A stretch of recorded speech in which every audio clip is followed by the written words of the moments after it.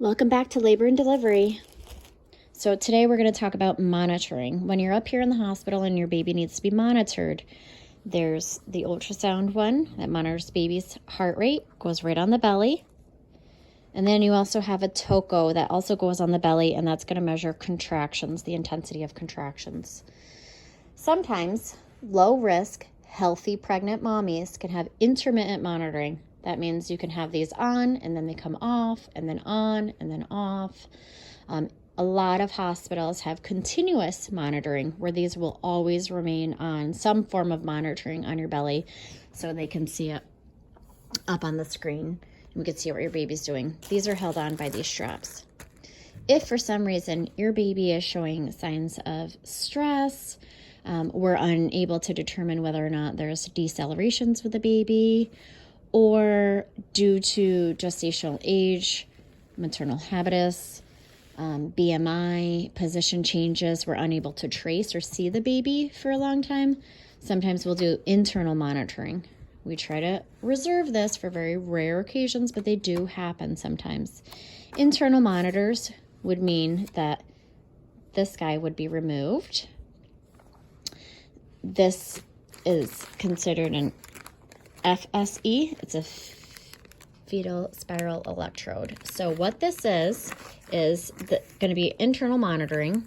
So it's fed through this catheter of this tube, and at the very end is a little tiny piece of wire, very, very tiny.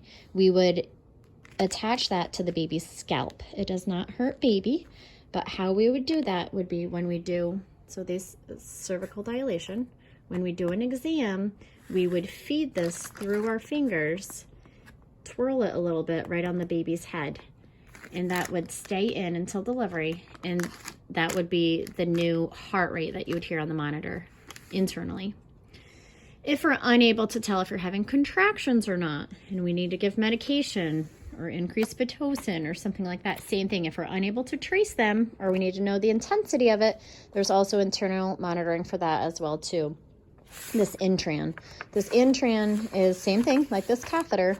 It's fed inside of your vagina up into your uterus, kind of sits right next to baby. So when your uterus squeezes with those contractions, this catheter will measure how strong the intensity is of that. So those would be internal tubes that are up by your uterus, coming out through your vagina. Those would stay on until the birth of your baby. We very rarely try to do that. If we don't have to, you just stick to these internal. If we need to break your water, which I said in one of the other videos, sometimes your water doesn't always break.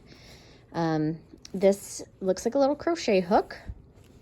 Same thing, when we do a vaginal exam, we'll insert this in. We'll just poke a little hole in it. It does not hurt baby. It's like a big water balloon that your baby's sitting in.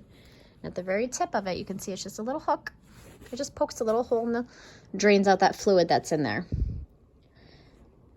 Okay, reasons we would do that is you're nicely dilated, breaking the water can speed up your labor, but definitely can also intensify the contractions because there's no longer that squishy water balloon anymore.